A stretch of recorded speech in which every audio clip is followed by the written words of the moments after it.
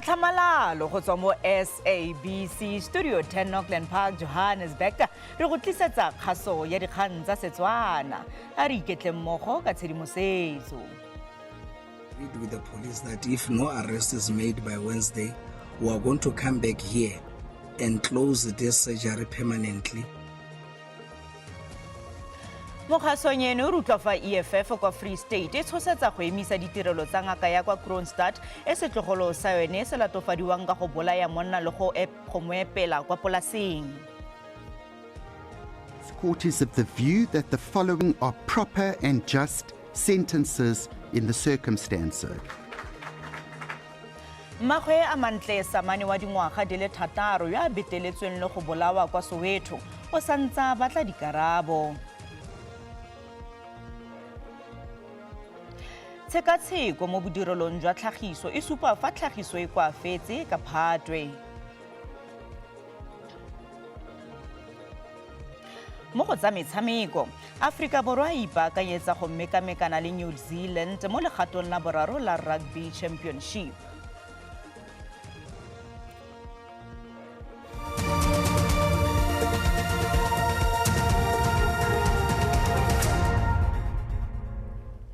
Mothoetsho Madume wa mogetse mo kgasong ya rona ya dikgang tsa Setswana. Tla re diale. EFF kwa Free State tshoseditse go emisa ditirelo tsa ngaka ya kwa Kroonstad e setlogolo sa yone se latofadiwang ka go bolaya monna ka go mothuntsa le go mo epela mo lebitleng le seng boteng le le sa tshwaiwang kwa polaseng ya gagwe. Beke e fetileng lekoko le ikwetse go mapodisi go tshwara mmelaelwa. Go begilwe gore moswi o ne a thuntshiwa mme a fitlhiwa ka sephiri mo lebitleng le le sa tshwaiwang fa Phukwana a tlhola malatsi a le 11 monongwaga. Mokgatlho wa EFF o bolela gore setopo se fitlhetswe ke sepodisi morago ga gore yo mongwe wa badiri ba polasi yo o thusitseng go epa le go fitlha setopo a ipobole ka nako ya ditshupetso kwa ntle ga ofisi ya bongaka. Ngaka e go tweng ke rremogolo wa mmelaelwa e ne e itlhagisa. Saw these 6 people and then he shot at them and then he killed one of them. What happened to the body? What happened to the? To the body of the dead man. The body of the dead man? Yes. The body of the dead man? Yes, I know. I did the wrong thing. I should have called the police. You admit to bury the dead man. So you admit No, it? so that if I didn't bury him immediately, the jackal would have eaten him. But I should have called the police. Agreed with the police that if no arrest is made by Wednesday, we are going to come back here and close this surgery permanently so as to ensure that the black man who was murdered at Dr. Trotsky's family will finally also get justice for the brutal murder of one of their own. Go santse jalo, mapodisi a bolela gore go tserwe disampole tsa DNA go tswa mo setopong se se neng se setse se senyegile. Gape ba re ga gona ope yo o tshwerweng. Kamogelo Siekwi, dikgang tsa SABC mo Bloemfontein. Tona ya temothuo John Steenhuisen a re o tshwenyegile ka ga dipego tsa leruo le le supang matshwao a bolwetse jwa molomo le tlhakwana le le fudusiwang go sa salwa melawana morago. Seno ke jaaka lefapha le kgaratlha go samagana le bolwetse jono. Steenhuisen o itsisitse fa ba atlegile go laola le go thibela bolwetse jono kwa Eastern Cape. Bothata jwa bolwetse jwa molomo le tlhakwana ga se tlhora boroko fela go balemirui. Believe you me, FMD, I wake up in the morning worrying about FMD and worrying what we can do, and I go to sleep every night worrying about it. Steenhuisen o tsweletse ka gore puso ka tshwaragano le dikgwebo tsa lephata la temothuo ba dira ka natla go netefatsa gore naga ga e kitla itemogela bolwetse jwa molomo le tlhakwana mo isagong. Go le jalo o tlhagisitse matshwenyego a gagwe tebang le bao ba sa lateleng ditsela tse di maleba. There are far too many reports of farmers moving cattle showing clinical signs of disease, or just simply treating them privately and not reporting them. This is deeply concerning to us and is highly irresponsible. Kgabagare lefapha le tlhomile setlhopha se se popota se se tsenyeleditseng batlhankedi bagolo ba puso ga mmogo le dikgwebo go fitlhelela seno. As I pledged at this Bosbarat, An industry government task team on animal disease prevention, management, control will now be established. Steenhuisen a re ga a akanye fa bolwetse jo bo sa laolege.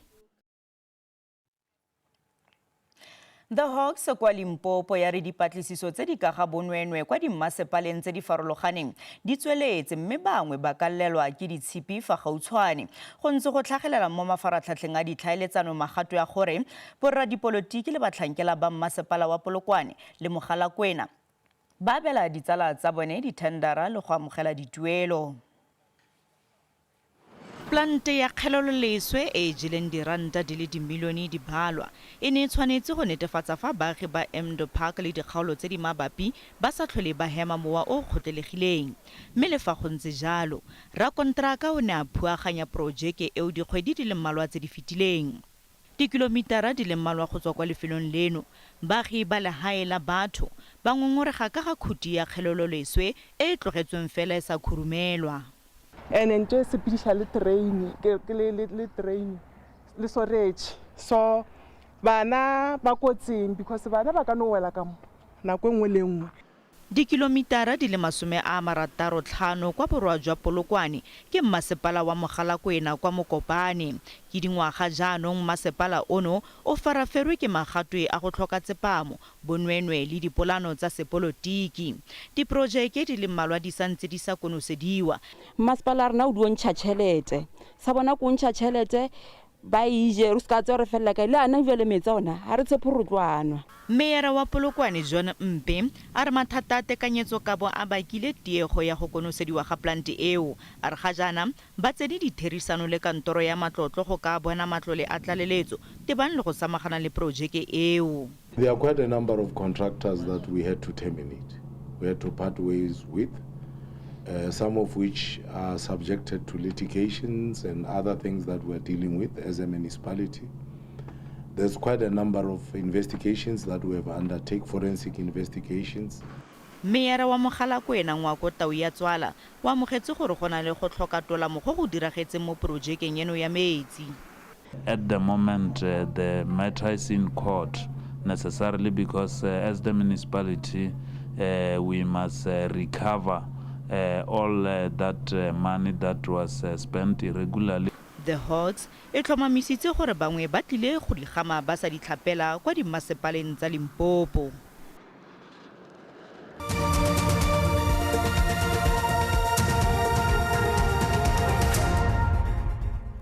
Mothoetso re tswella pele ka dikgang tsa rona. Magwe a Mantle Samane wa dingwaga di le 6 yo a beteletsweng le go bolawa kwa Soweto o santsa ba tla dikarabo tsa gore ke gore moagi wa kwa Mozambique Pete Simeon a ne a totile morwadinyana wa gagwe.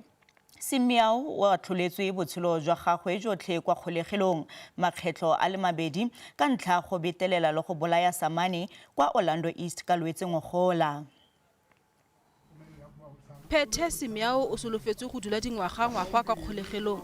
Moatlhodi William Karam o ne a shakgetse thata fa ne a tlholela moagi yono wa kwa Mozambique botshelo botlhe makgetlo a le mabedi kwa kgolegelong ka ntlha ya petelelo le polao dingwaga di le 2 tsa go gapa ka dikgoka le di le 2 tsa go gataka molao wa bofudugedi. On count 1, the kidnapping of the minor child, you are sentenced to 2 years imprisonment. On count 2, the murder of the minor child, you are sentenced to life imprisonment. On count 3, the rape of the minor child, you are sentenced to life imprisonment. Accordingly, the effective sentence is life imprisonment. Amantle Semane o ne a le dingwaga di le 6 fela fa Simeon a ne a mo betelela le go mmolaya. Wena baba e se video a twa tloba maka. Yeah, wana ka malenteng o tlo gona re bala ka khotso. And I think ke example right mo bathong ba bontate ba leng hore ba etsa ntho tse so maybe ba ka stopa go etsa ntho tse so mo baneng. Setopo sa mosetsanyana yono se fitlhetswe ke baagi ba Orlando East kwa mokhukhung wa ga Simeon. Bosekisi bo dumela gore ka tlholo kgatlhanong le mmolai ya mogelesegile go ya ka bosenyi jo a bo dirileng. As the NPA, we welcome the sentence and we hope that it will serve as a deterrent to like-minded individuals. Khabagare setlhopha sa gagwe sa babueledi sa re se ne se solofetse ka tlholo eno. Mo lenaneong la Leihlo la Setšhaba Segonjone o tlile go utlwa ka ga baagi bangwe ba motse wa Kgabalatsane kwa masepaleng wa Madibeng ba ba latofadiwang ka go itseela molao mo matsogong. Seno se latela leso la mošwa yo neng a tlhaselwa ka mogoso. Go santse go foka mowa wa ketsaetsego mo lefelong leno morago ga leso la mošwa Tebogo Letsholo. Mošwa go kaiwa fa a tlhasetswe ke monna le mosadi mo karolong nngwe ya motse morago ga go latofadiwa ka go tlola legora ka matsha mo mesong. Go bontsha fa Tebogo a ne a bofiwa matsogo le maoto a tshelwa ka metsi le go kgobotlediwa ka ditena mme dikolo tsa sethunya le tsone tsa thuntsiwa gaufi le tlhogo ya gagwe. Batsadi ba gagwe ba ne ba itlhaganela kwa lefelong go leka go monamola mo kotsing. A re fitlha kwa le ke kry-ile Tebogo ba mo bofile ba mmeile mo khoneng mo le mo thokwa le botana a le metsi a le papnut a dutlamadi ba mo go baditse mo steneng ebe ke ba botsa ke tsena mo le ke kry-ile e le bo mme ba 3 le bontate ba 4 ne ba le 7 ya ke sa ke semaka ne ba le 7 ba besitse mollo mole ngwana ke ba mmeile mo le mo metsing a ne ba mmethela mo. Mapodisi a ne a goroga go tsereganya morago ga dingangisano le mong wa segotlo. Tebogo yo neng a gobetse thata mo tlhogong o ne a tsewa go isiwa bookelong kwa booki ba lekileng ka tsotlhe go falosa bophelo ba gagwe. Ba re ke botsisa mmenne se ka bane ka re banong situation tsa mabjang ka mo gare ga sepetlele ba re santane re eme ka re kirile mmele wa gago freezes gona nnelete e tsenang ka mo santane re emele mowa mofrizo o boego e tle kgone go lokela banna. Ka ntlha ya dikgobalo Tebogo o ne a neela mowa mme babelaelwa ba tshwarwa. Le gale botšhotšhisi ba naga bo ne ba lokolola babelaelwa ba kaya fa go sena bopaki jo bo lekaneng go ba atlhola. Motho re inele matsogo metsing ka go se go lemose ka ditshwantsho tseo. Le fa go ntse jalo go utlwa ka botlalo ka kgang eo o ka bogela Leihlo la Setšhaba mo SABC2 metsotso e 30 morago ga ura ya borobedi kgantele. Barutabana ba dikolo tsa bomapimpana ba ba kgobegileng marapo kwa Free State ba tshoseditse go emisa ditirelo tsi fa ditopo tsa bone di sa sekegelwe tsebe. Ba ne ba gwantetse kwa dikantorong tsa Lefapha la Thuto kwa Bloemfontein go neelana ka lenaane la dingongorego tsa bona tse di akaretsang topo ya go thapiwa leruri le dituelo tse di botoka. Ba tlile ba apere dipurapura tša bona ba bontšha mapanta a go fapafapana gore ke dialoga. Barutabana ba be ba swere dipolakata ba gwanta go ntšha sa mafahleng a bona. Ba nyaka dikarabo tša kabejana go masonyego a bona. Ntate re imetse o feta lentswe imelo ntšhebe aging yaka ke ntse ke etsa toitoi le bana hana jwale e tshwantse be ke haka 6 years e ke yentse ha ke kgone ho ya haka hobaneng ha ke na dipenshele. Lefapha hona jwale tjenana le batla qualification ya B.Ed hona le batho ba ileng ba ya ba lo etsa B.Ed eo ba e tshwereng ha re bua tjenana empa lefapha le ntse le sa ba hira. Hona le batho ba nang le qualification ya National Diploma in Creative Teaching lefapha le ba hirile.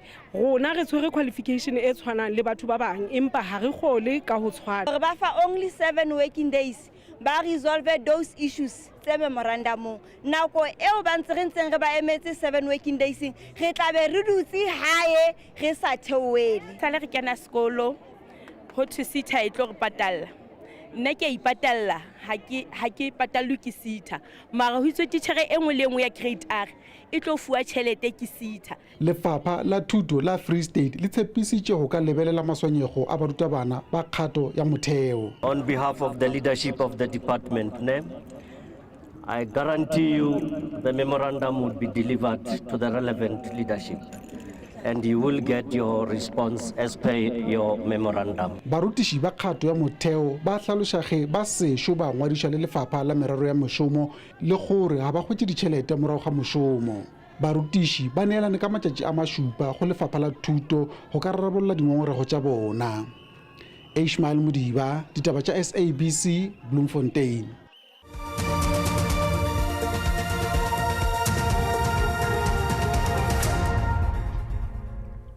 Mothoetso re santse re le mmogo. Bangwe ba baagi kwa masepaleng wa JB Max kwa Ventersdorp kwa North West ba re ga ba ne ba letla bothati jwa masepala go tswelela go diragatsa dimitara tsa motlakase o duelelwang kwa pele. Masepala o simolotse go diragatsa dimitara tseno dikgwedi di le mmalwa tse di fetileng, mme wa re kgato eo e ikaeletswe go tokafatsa tuelo ya motlakase le go fokotsa dikgokelelo tse di seng mo molaong. Pala wa JB Max wa go gagamatsa matsapa a one a go kokoanya letseno go tswa go baagi ba Ventersdorp. Setheo seno se kolutiwa madi a bolelang go diranta di feta 1.5 billion ke baagi botlhe go ralala mmasepala mo ditirelong tseo di akaretsang metsi le motlakase. Go ya ka mmasepala, 68% ya baagi ba Ventersdorp ga ba duelele motlakase. Baagi bangwe ba kgaolo eno ba kgatlhanong le go tsengwa ga dimitara tse dintšhwa tsa motlakase ba tlhalosa gore ga ikgolagangwa le bone sentle. As of now, I don't think we would allow them because of even now, as we see the communities gathered here, we are actually expecting them to be here with us because of it's us now who are coming back and begging for them to come and formally present this program unto us. Le fa go le jalo, masepala o ganetsa ntlha eno.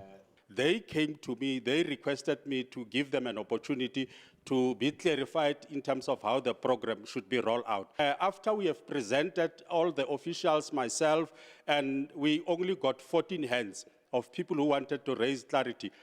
When we were at number 7, finishing number 7, a small group came in and they disrupted the process. Mongwe wa baagi o setse a ngongorega ka mitara o montšhwa wa motlakase o tsentsweng mo ntlong ya gagwe dikgwedi di le mmalwa tse di fetileng. Now, he ba o tsenya tsatsi le ba o tsentse ka teng ne ke kry-a ka 100 ranta ne ke kry-a 34 units 0.3 gone anong e setse le 14.4 go raya gore simolola nako e ke e tsenya ka teng e fokotsegile ka di-units tse 20 go fitlhelela gone anong. Baagi bangwe ba Ventersdorp ba ntse ba ikuela gore mmasepala wa JB Max o arogangwe ba re ga o bane le ditirelo ka tshwanelo le go tlhalosa fa ba batla gore go busediwe dimmasepala tsa Ventersdorp le Tlokwe. Ke Thabiso Moss wa dikgang tsa SABC mo Ventersdorp. Tshekatsheko mo bodirelong jwa tlhagiso mo Aforika Borwa e supa fa tlhagiso kwa fetse ka Phatwe morago ga go oketsega go senene kgwedi pele ga foo. Dipalopalo tsa Absa tsa tsamaiso ya ditheko di fokotsegile ka peresente phegelwana 4 go nna diperesente di le 49 le halofo. What's interesting is that manufacturers are saying that they are struggling with relatively cheap imports. And then the third one, which is not surprising given that activity in business activity as well as new sales orders were weak, is a decline in supply delivery times. There's an interesting line there called iron and steel. So there we also see a sharp decline of exports to the US, but there's also a sharp decline of exports to the rest of the world, right? So what that tells us is that maybe there are also production issues when it comes to the iron and steel industry.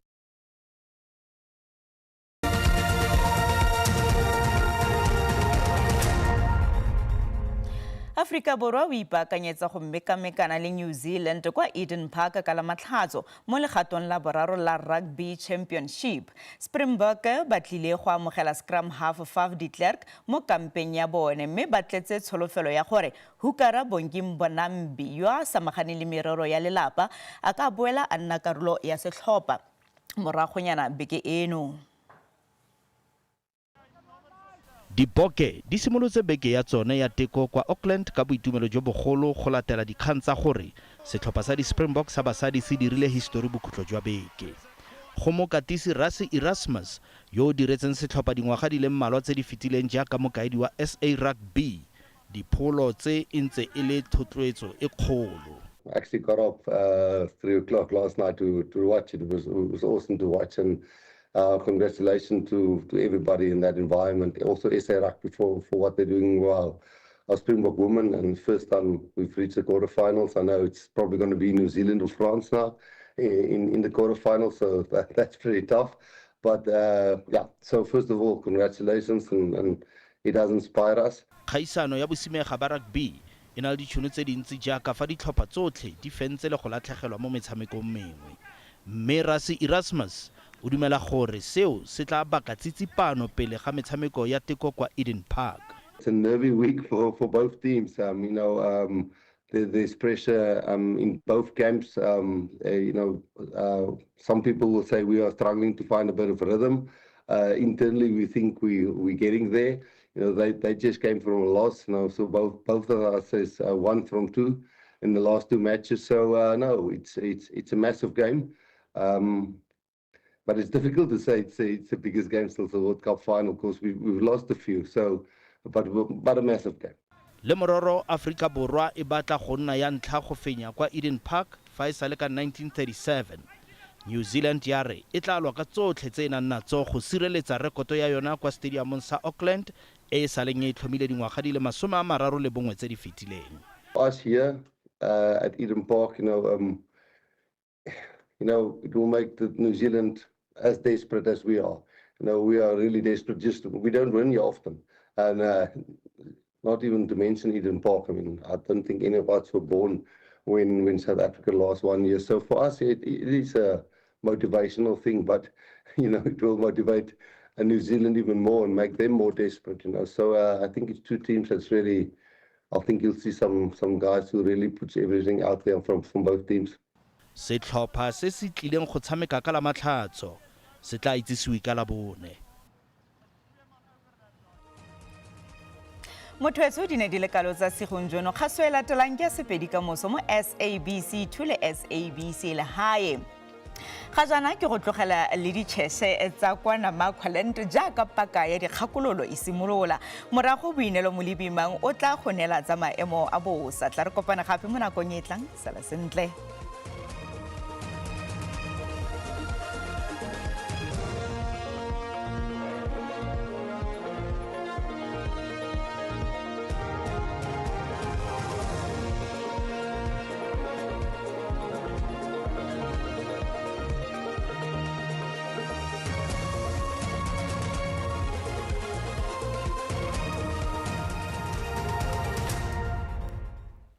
Ke leboga ke adimilwe ke le dumedise babogedi ko gae a re lebelele maemo a bosa bosigong jo fa re lebelela mo botlhaba jwa naga go tla nna le gone go nna le pula diperesente di le 60 go karolong ya KwaZulu-Natal fa re lebelela karolo ya Eastern Cape tla nna le masarasarana pula diperesente di le 30 ka moso fa re lebelela gape mo botlhaba jwa naga karolo ya Gauteng Limpopo le Mpumalanga go ralala karolo ya KwaZulu-Natal le Gqeberha di tla nna le gone go aparelwa ke Mouane go ya go bophirima jwa naga mme fa re lebelela karolo ya Upington le Koni bophirima go tla nna le gone go apoga ba maemo a bosa ba re tsibusa ka diphefo tse di matla mo bogare jwa naga bogolo mo karolong ya Upington fa re lebelela gape mo karolong ya Free State le teng go tla nna le gone go na le diphefo karolo ya Eastern Cape le bophirima jwa naga di tla itemogela melelo ya naga re lebelele di-temperature tsa rona fa re lebelela Pretoria ka digata di le 12 go a go di le 33 fa re lebelela Carltonville ka digata di le 14 go a go di le 20 fa re lebelela mo Limpopo Musina ka digata di le 13 go a go di le 29 Polokwane ka digata di le 8 go a go di le 29 fa re lebelela Lephalale tla nna mogote ka digata di le 31 mo Thapameng mo Mpumalanga bophirima jwa province bo tla tekanela fa re lebelela mo Mbombela ka digata di le 12 go a go di le 31 Emelo ka digata di le 8 go a go di le 29 KwaZulu-Natal fa re lebelela Richards Bay ka digata di le 16 go a go di le 28 Kokstad tla nna tsiditsana mo mosong ka digata di le 7 go a go di le 29 mo Eastern Cape province tla nna le gone go itekanela Makhanda ka digata di le 11 go a go di le 31 fa re lebelela Wilomo ka digata di le 8 go a go di le 30 fa re lebelela mo Western Cape le teng fa re lebelela Vredendal go tla nna le masarasarana a pula fa re lebelela Clan William ka digata di le 8 go a go di le 24 Mossel Bay ka digata di le 12 go a go di le 25 mo Northern Cape le teng go tla nna le tlhabo ya letsatsi Kurumane ka digata di le 11 go a go di le 31 fa re lebelela Sutherland tla nna tsiditsana mo mosong ka digata di le 6 go a go di le 24 fa re lebelela Free State Fixback ka digata di le 7 go a go di le 29 Bloemfontein ka digata di le 10 go a go di le 31 fa re lebelela Bokone bophirima le teng go tla nna le gone go itekanela thata Wolmaranstad e tla nna go nna mogote ka digata di le 30 mo Thapameng Swartraneke le teng tla nna mogote ka digata di le 30 Toska e tla nna tsiditsana mo mosong ka digata di le 7 go a go di le 32 mo gaetse maemo a bosa felela fano a re kopane gape mo nakong e tlang.